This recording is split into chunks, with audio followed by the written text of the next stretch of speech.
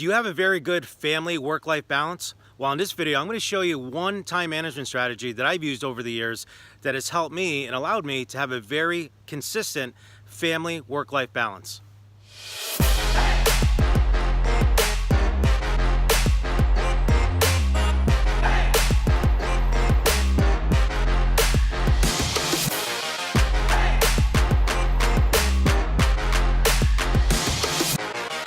So I wanted to share with you a great conversation I had this week with one of my agents who was just having a tough time struggling with a lot of work-life balance.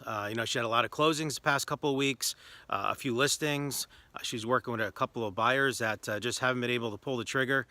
And it's taken away from some family obligations that she had. And she was really discouraged by the fact that she just didn't have enough time. And I share with her a story from a training that I put on a few years back. And I'm just going to say that the girl's name is Sally.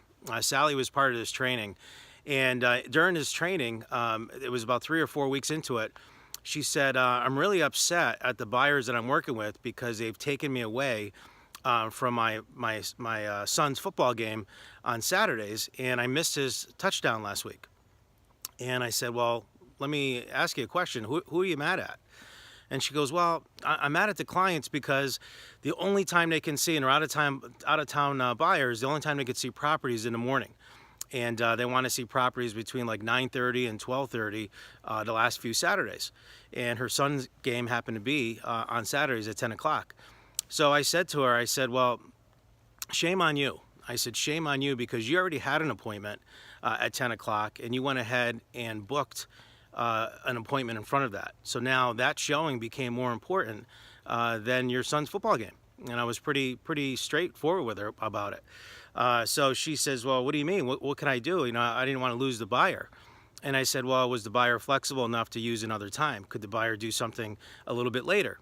And she didn't know. And she said, this was on a Friday. And she said, and tomorrow I got to set up more showings because they're coming back to do a second showing.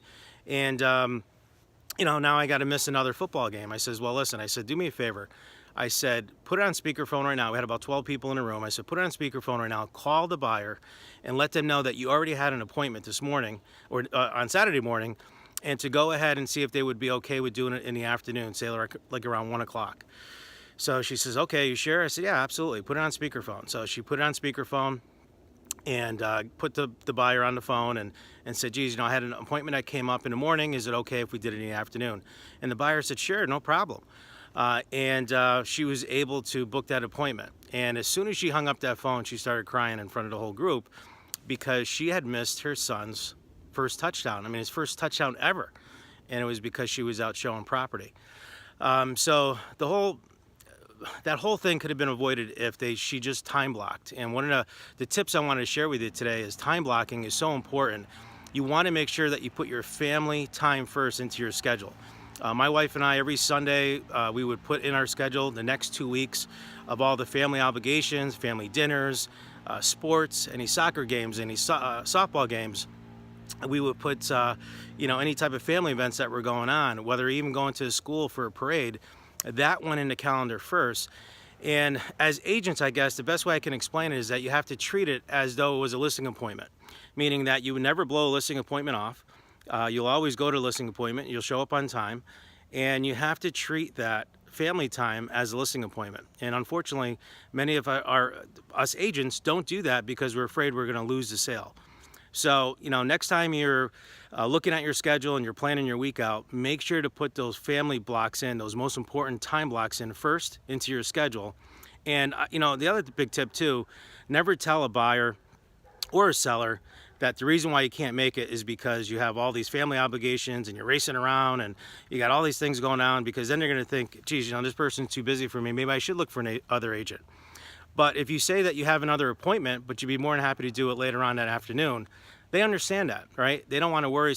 Unfortunately, some buyers don't care. Some sellers don't care about your personal life. They just want to get into those properties.